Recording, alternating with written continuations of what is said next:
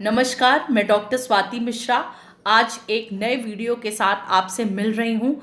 पिछले वीडियो में मैंने सिविल सोसाइटी पे काम किया था, जो कि अभी कुछ उसमें टॉपिक्स रह गए हैं, पर सडन कुछ के डिमांड से मुझे मार्क्स के रेस्ट वीडियोस को भी अपलोड करना था, क्योंकि राजस्थान के पेपर्स एकदम करीब आ गए थे, तो उस पर मुझे काम बहुत ज़्यादा करना पड़ा था।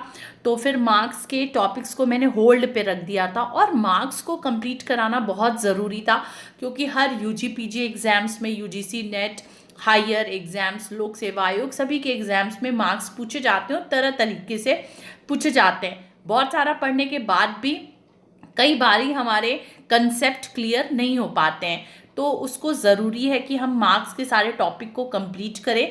तो पिछले वीडियोस में मैंने उनके मोड ऑफ प्रोडक्शंस पे, एलिनिएशन पे, कैपिटलिज्म पे, इन सब पे वीडियोस बना दी हूँ। आज मैं क्लासेस इन कैपिटलिज्म में बेसिकली कौन कौन से क्लासेस हैं उस पे मैं बात करूँगी। अब हम सभी जानते हैं कि मार्क्स दो तरह के क्लासेस की बात करता है, पर उसके अलावा भी कुछ क्लासेस का जिक्र उन्होंने किया है। तो आज जैसा आपने थंबनेल से समझ लिया होगा कि आज हम मार्क्स के क्लासेस इन कैपिटलिज्म पढ़ेंगे कि पूंजीवाद में कौन कौन से वर्ग की बात मार्क्स ने किया है। तो चलिए अपने वीडियो को स्टार्ट करते हैं। अच्छा, कुछ स्टूडेंट्स का है कि मैम हायर के पेपर आ रहे हैं, तो उसमें कुछ उसके लिए इम्पॉर्टेंट बना दीजिए। बेटा, मैं बार बार यही समझाना चाहती हूँ कि अगर आपके सिलेबस में डायरेक्टली वो चीज़ मेंशन नहीं है, और मैंने जो वीडियोस बनाए हैं, जैसे मैंने विक्टर डिसूजा पे काम किया है, MS राव पे काम किया है, तो अब अर्बनाइजेशन, ट्राइबल, जब इन सब चीज़ों पे क्वेश्चन आते हैं तो इन लोग को पूछ देते हैं। जैसे वर्जीनियस खाका अगर ट्राइबल है, तो आपके सिलेबस में डायरेक्ट वर्जीनियस खाका नहीं है, पर मे बी ट्राइबल स्टडीज तो होगा ना आपके सिलेबस में, तो आपको ट्राइबल में उनको इनडायरेक्टली पूछ लिया जाएगा। अब जैसे अर्बन डेवलपमेंट तो आपके सिलेबस में है, भले आपके सिलेबस में विक्टर डिसूजा और MS राव ना हो, तो वैसे पूछ लिया जाएगा। तो सभी चीज़ आपके काम की है। एक एक वीडियोस को अच्छे से सुनते जाइए और पढ़ते जाइए और अपने नोट्स को एनरिच करते जाइए। कहाँ से क्या पूछ देगा, कुछ भी नहीं होता है ना। अब तो आप देख रहे हैं कि पेपर कितने एडवांस होते जा रहे हैं। तो आज भी जो ये है क्लासेस इन कैपिटलिज्म, उसमें कुछ कुछ लाइन हो सकता है एग्जाम्स में पूछ ली जाए, जिससे हमारा कंसेप्ट क्लियर ना हो। तो आज हम इस पे पूरी तरह से कंसेप्ट क्लियर कर लेंगे, ताकि आपको मार्क्स ने जो क्लासेस के बारे में बात की है वो आपको क्लियर है, और जब आप मार्क्स के सोशल चेंज की थ्योरी पढ़े तो भी आपको चीज़ें क्लियर हों। तो चलिए स्टार्ट करते हैं। आपने अभी तक सब्सक्राइब नहीं किया तो प्लीज़ मेरे चैनल को सब्सक्राइब कर दीजिए, लाइक शेयर एंड कमेंट्स करते रहिए। अब स्टार्ट करते हैं आज हमारा ये वीडियो। आपको जैसा देख के लग रहा है क्लासेस इन कैपिटलिज्म, तो ये टॉपिक को समझना किस लिए ज़रूरी है। जब भी हम कैपिटलिज्म के कंसेप्ट को पढ़ेंगे, जब भी हम क्लास एनालिसिस पढ़ेंगे मार्क्स के अकॉर्डिंग, जब हम मार्क्स का जो most famous theory class struggle को पढ़ेंगे, या again the most important theory social change की हम बहुत सारी थ्योरीज पढ़ते हैं ना। हम सोशल चेंज की इवोल्यूशनरी थ्योरी पढ़ते हैं, लीनियर थ्योरी पढ़ते हैं जिसमें हम मॉर्गन, स्पेंसर, ऑगस्ट कॉम्ट को पढ़ते हैं। फिर हम साइक्लिक थ्योरी पढ़ते हैं जिसमें हम पैरेटो, स्पेंगलर, टाइनबी, सोरोकिन, इन लोग को देखते हैं। और कन्फ्लिक्ट थ्योरी में जो सोशल चेंज की कन्फ्लिक्ट थ्योरी है, उसमें हम मार्क्स को पढ़ते हैं। तो जब भी हम सोशल चेंज को पढ़ेंगे, जब हम सुपर स्ट्रक्चर और सब स्ट्रक्चर के बारे में बात करेंगे, तो हमें क्लासेस के बारे में पहले से जानकारी होनी ही पड़ेगी, मतलब रखनी ही पड़ेगी, अदरवाइज नहीं हो पाएगा। तो हम इन सारे कंसेप्ट को समझने के लिए हमें ये क्लासेस के कंसेप्ट को समझना होगा, ठीक है। अब जब क्लासेस का हम ये कंसेप्ट समझते हैं, तो जब हम सब स्ट्रक्चर में रिलेशनशिप पढ़ते हैं, ठीक है, सब स्ट्रक्चर में हम मीन्स ऑफ प्रोडक्शन और रिलेशनशिप को पढ़ते हैं। आगे जब मैं सोशल चेंज के बारे में बताऊंगी, तो मार्क्स ने दो तरह के स्ट्रक्चर की बात की है, सब स्ट्रक्चर और सुपर स्ट्रक्चर। जैसे एक बिल्डिंग होती है ना, बिल्डिंग के नींव जो होता है उसको मार्क्स ने सब स्ट्रक्चर माना, बेस माना, और जिस पे बिल्डिंग खड़ी होती है, और पूरे बिल्डिंग को उन्होंने सुपर स्ट्रक्चर माना। मार्क्स जब सोशल चेंज की बात करता है कि आखिर समाज में परिवर्तन क्यों आता है, तो मार्क्स का कहना है कि इसी सब स्ट्रक्चर में जब चेंजेस आते हैं, देखिए मैं यहाँ पर फिगर कर रही हूँ, इन्होंने बताया ये बेस बताया और ऊपर वाले को सुपर स्ट्रक्चर माना। उन्होंने कहा ये बेस में जब चेंजेस आते हैं तो सोसाइटी बदलती है, और ये बेस दो चीज़ों से बना होता है।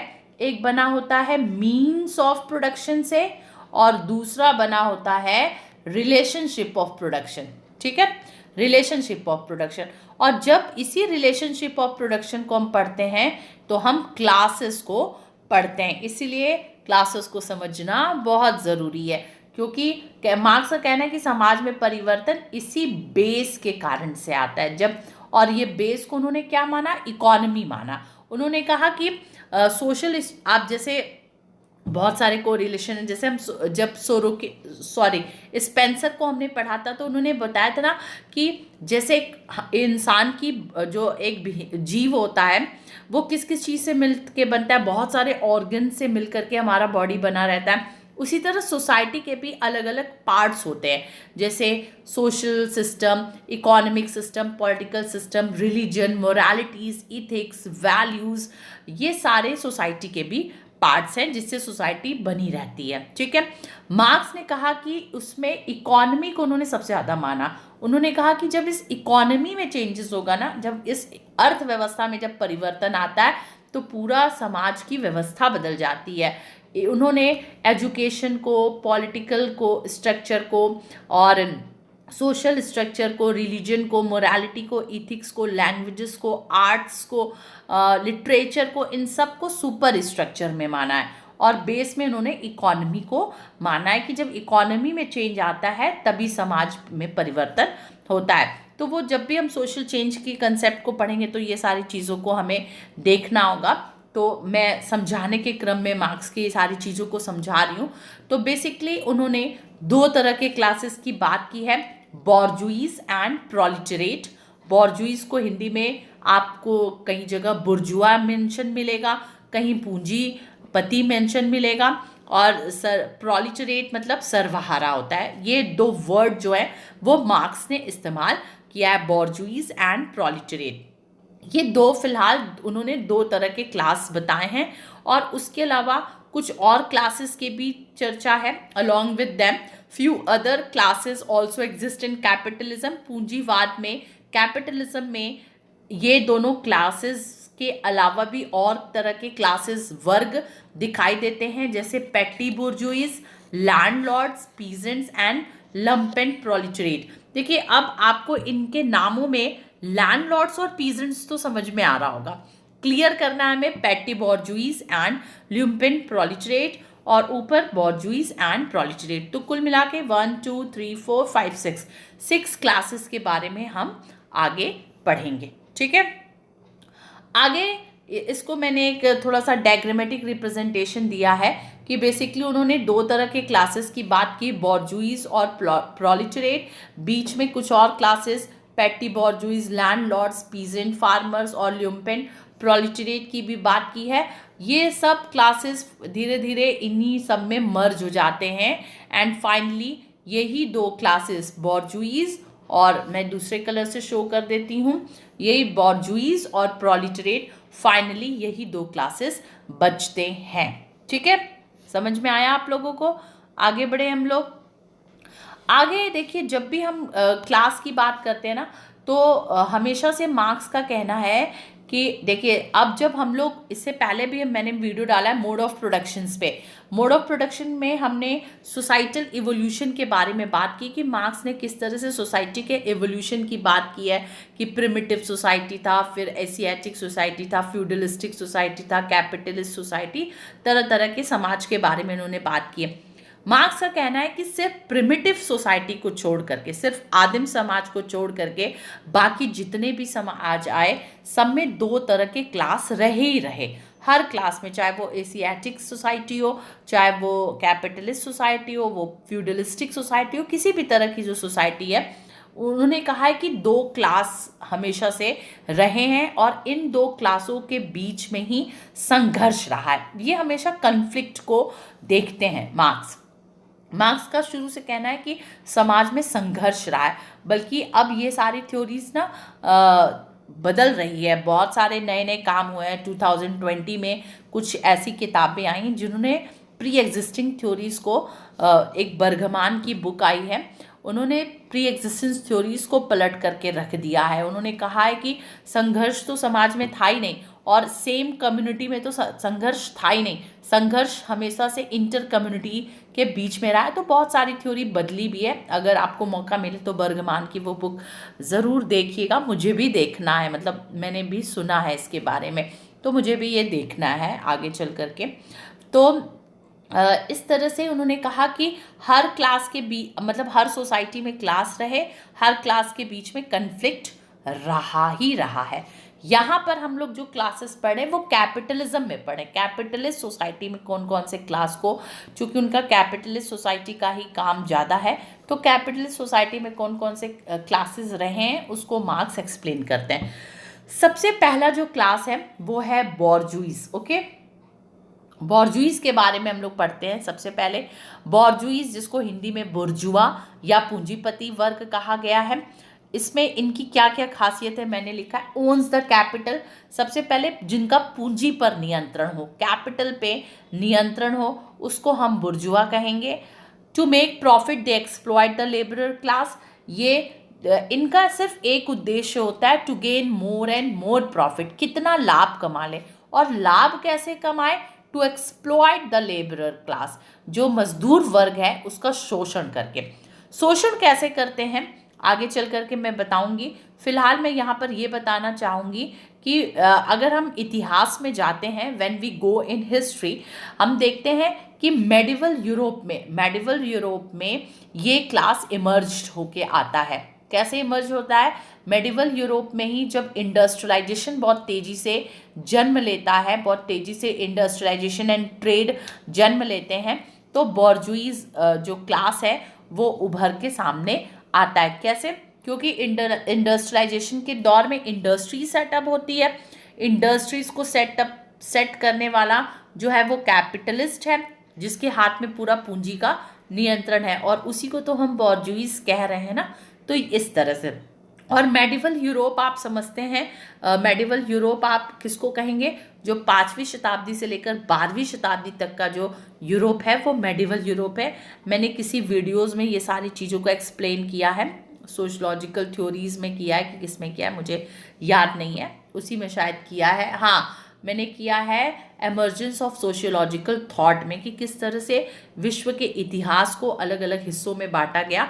तो जो मेडिवल यूरोप है वो 5वीं शताब्दी से लेकर 12वीं शताब्दी तक का दौर है। उसके बाद जब धीरे धीरे इंडस्ट्रियलाइजेशन का दौर बहुत तेज़ी से आगे बढ़ता है, तो उसमें इस तरह के कैपिटलिस्ट सोसाइटी जन्म लेती है। As bourgeois emerge the feudalism ended in Europe, और जैसे जैसे बॉर्जुइज जन्म लेते हैं, कैपिटलिस्ट जन्म लेते हैं, जो सामंतवादी व्यवस्था थी यूरोप की उस समय, वो धीरे धीरे समाप्त होना शुरू हो जाती है। ऐसा तो हुआ नहीं होगा ना कि एक दिन में बॉर्जुइज जन्म ले लिए और ठीक उसी दिन फ्यूडलिस्टिक खत्म, ऐसा तो नहीं हुआ होगा। These all are the process, ये प्रक्रिया होती है जो 1 साल 2 साल 4 साल की नहीं होती, हजारों साल, मतलब शताब्दियाँ लग जाती हैं। 10 साल 20 साल 50 साल की प्रक्रिया लग जाती है ऐसा होने में।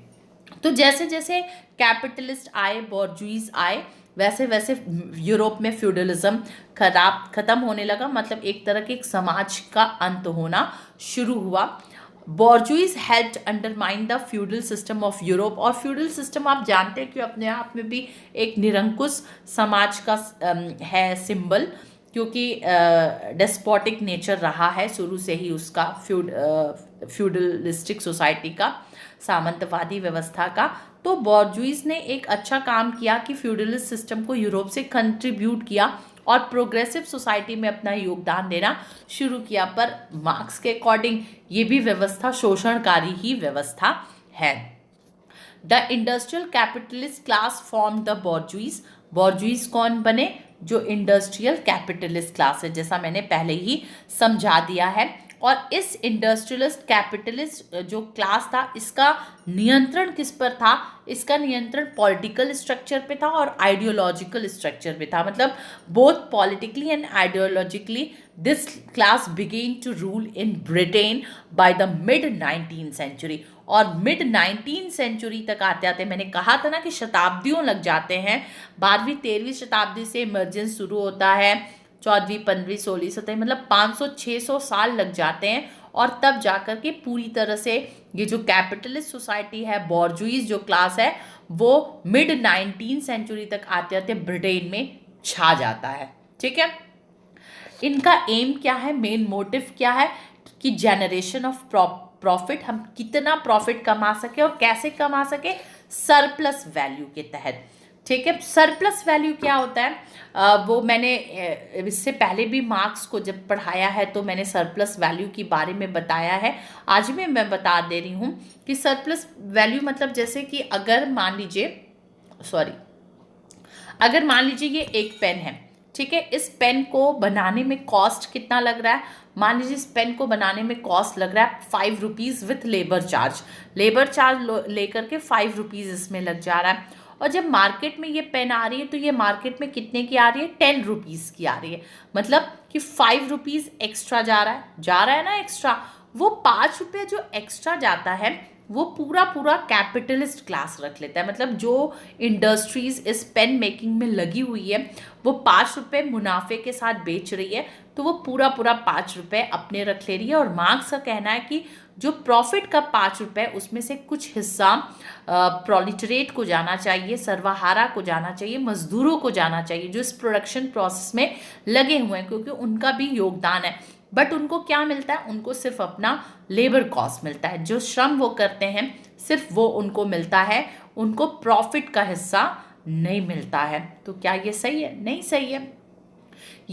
इस बात पे मार्क्स की लड़ाई है और यही सरप्लस वैल्यू की थ्योरी है। सरप्लस मतलब एक्स्ट्रा जो वैल्यू है।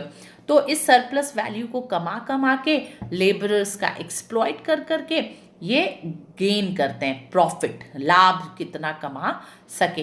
दिस इज बॉर्जुइज क्लास, ये बॉर्जुइज क्लास है। ओके, आगे बढ़ते हैं। अब नेक्स्ट प्रोलिटरेट, इन्होंने यही दो क्लास की मुख्यतः बात की है, बॉर्जुइज और प्रोलिटरेट। अब हम समझते हैं कि प्रोलिटरेट क्या है। प्रोलिटरेट क्या है कि do not owns the capital. जिस तरह से पिछला हमने देखा कैपिटलिस्ट वो कैपिटल अर्न करते हैं, इनका कैपिटल अर्न करने में कोई मतलब नहीं रहता है।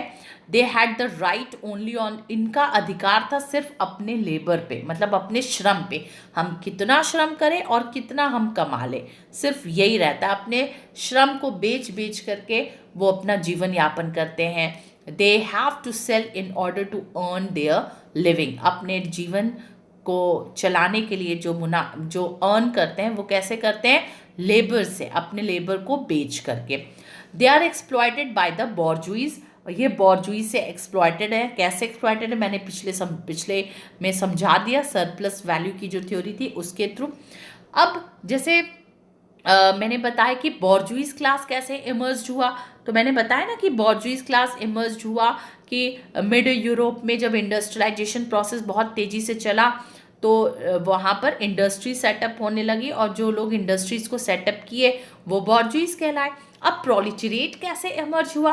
प्रोलिटरेट कैसे इमर्ज हुआ कि मिड यूरोप में एरिस्टोक्रेसी थी उससे पहले। ठीक है, जब एरिस्टोक्रेसी धीरे धीरे ख़त्म होने लगी मिडिल एजेस में, तो जो एरिस्टोक्रेसीज में लोग लगे हुए थे अब उनको अपना जीवन यापन करने में दिक्कतें आने लगी। फिर दूसरी तरफ और की मतलब कई प्रक्रियाओं की देन होती है ना कोई चीज़। सोशल साइंस में हम यही तो बढ़ते हैं ना कि there is no only single reason behind any cause. मतलब कोई एक सिंगल रीज़न नहीं होता है, किसी घटना के पीछे कोई एक कारण नहीं होता है, बहुत सारे कारण होते हैं। तो उसी तरह से ऐसे प्रोलिटरेट के जन्म होने के पीछे क्या कारण था कि बहुत तेज़ी से एक तरफ इंडस्ट्रियलाइजेशन हो रहा था तो बॉर्जुइज जन्म ले रहे थे, दूसरी तरफ एरिस्टोक्रेसी समाप्त हो रही थी, उस सेवा में जो लोग लगे हुए थे अब उनको अपना जीवन यापन करना था। दूसरी तरफ बहुत तेजी से जनसंख्या भी बढ़ रही थी, जनसंख्या बढ़ने की वजह से अनएम्प्लॉयमेंट भी क्रिएट हो रहा था, मतलब एम्प्लॉयमेंट नहीं था, उसकी इंडस्ट्रियलाइजेशंस हो रहे थे।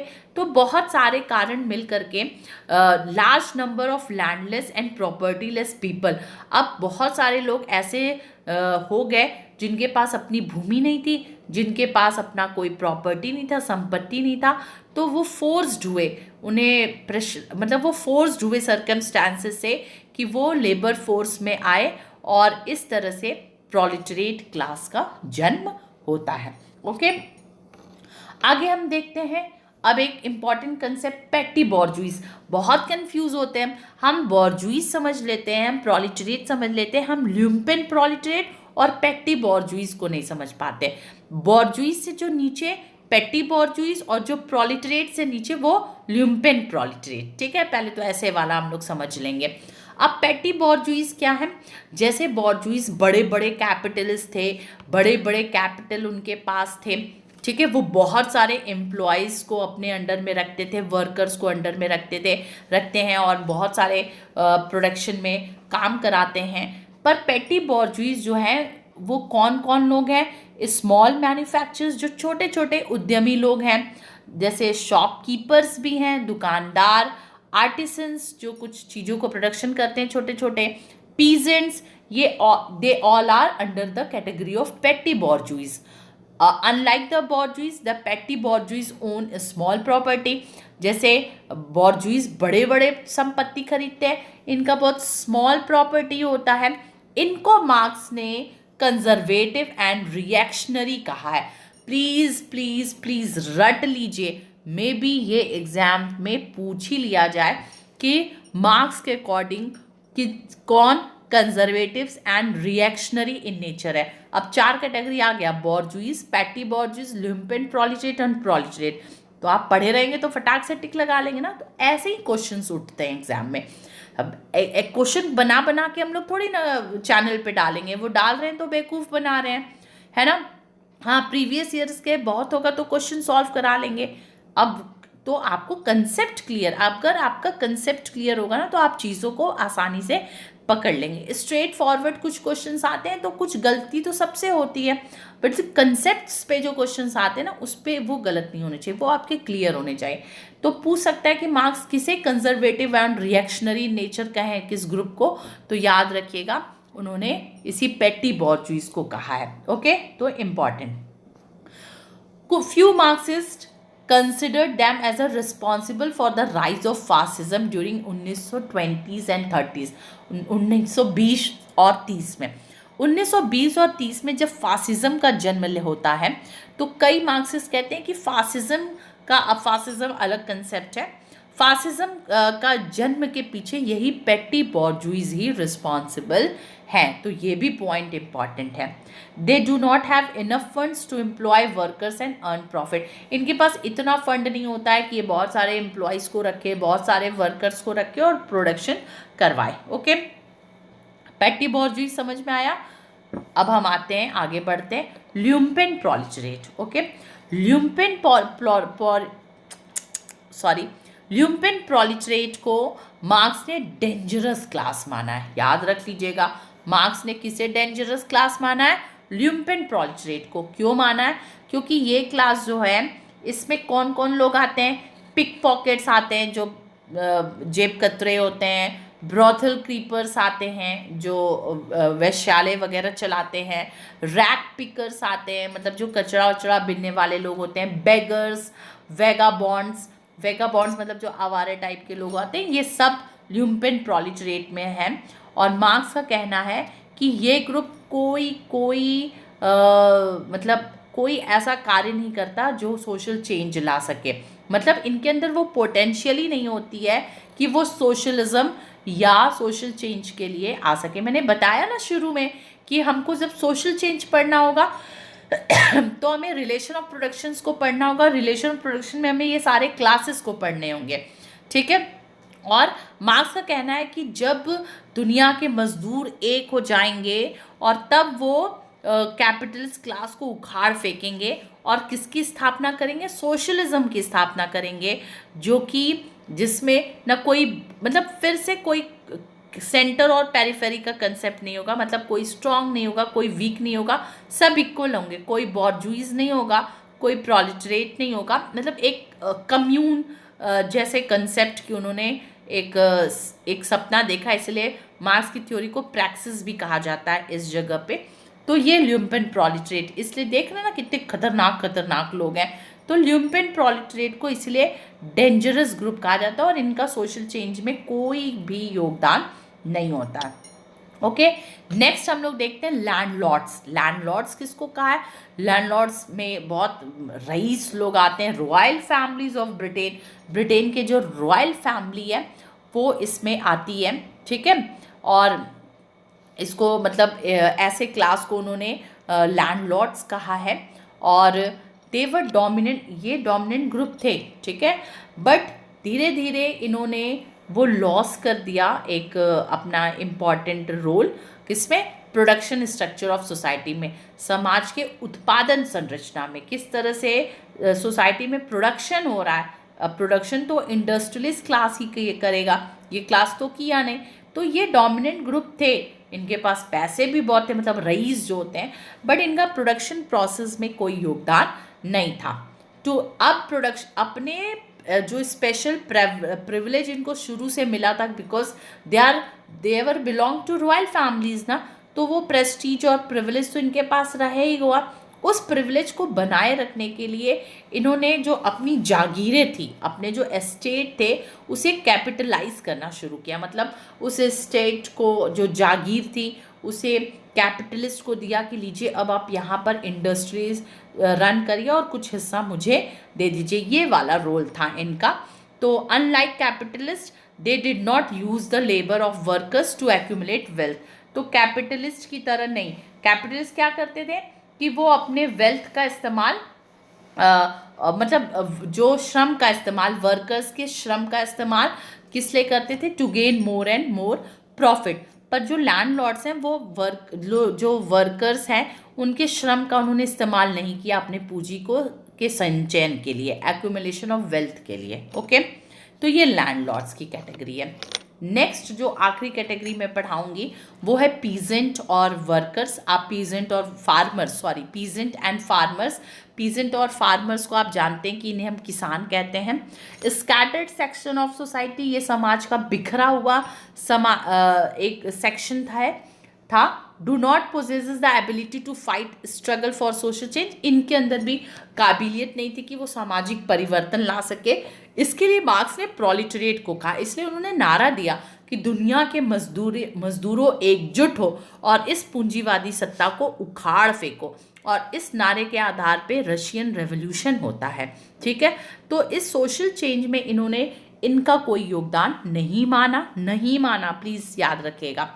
Marx assumed that in capitalism, this class would fade away and eventually join the proletariat class. क्या हुआ कि जैसे जैसे कैपिटलिज्म का दौर आया, पूंजीवाद का दौर आया, ये जो पीजेंट और फार्मर क्लास था वो धीरे धीरे फेड हो जाएगा आगे चल करके। मार्क्स ऐसा बोलते हैं, मतलब धुंधला पड़ता जाएगा। क्यों? क्योंकि इनके लोग किस ग्रुप को ज्वाइन कर लेंगे, धीरे धीरे प्रोलिटरेट क्लास में चले जाएंगे। जैसे उधर लैंडलॉर्ड्स थे वो बॉर्जुइज में धीरे धीरे ज्वाइन हो रहे थे, उसी तरह ये पीजेंट और फार्मर्स जो थे वो धीरे धीरे प्रोलिटरेट में जा रहे थे। और जो सक्सेसफुल पीजेंट, जो बड़े बड़े पहले से ही किसान भी तो सक्सेसफुल होते हैं ना। आप हमारे यहाँ पंजाब के किसानों को देखिए क्या मस्त होते हैं, इस सेंस में कि उनके पास मतलब अच्छी खासी प्रॉपर्टी होती है। तो जो सक्सेसफुल पीजेंट हैं या सक्सेसफुल जो फार्मर्स हैं वो शायद लैंडलॉर्ड बन जाए, लैंड ओनर्स बन जाए, या कैपिटलिस्ट फार्मर्स के रूप में काम करे। कहाँ? कैपिटलिज्म में, ठीक है। तो कैपिटलिस्ट सोसाइटी की बात करते हैं मार्क्स। तो मैं यहाँ पर एक बार फिर इस वाले डायग्राम से आपको बताती हूँ कि मार्क्स ने ये क्या कहा कि मेनली दो क्लासेस हैं, बॉर्जुइज एंड प्रोलिटरेट। और अब आप सबको इन चारों को भी समझ लिए। तो मे बी ये लैंडलॉर्ड धीरे धीरे बॉर्जुइज क्लास में चले जाए, इधर पीजेंट फार्मर्स धीरे धीरे प्रोलिटरेट में हो गए, और ल्यूम्पेन प्रोलेटरेट और पैटी बॉर्जुइस का भी बहुत ज़्यादा योगदान नहीं है सोशल चेंज में। तो फाइनली सोशल चेंज में किनका योगदान है? इस बॉर्जुइस का और इस प्रोलेटरेट का। तो उम्मीद है कि आप ये पूरे क्लास सिस्टम समझ गए होंगे।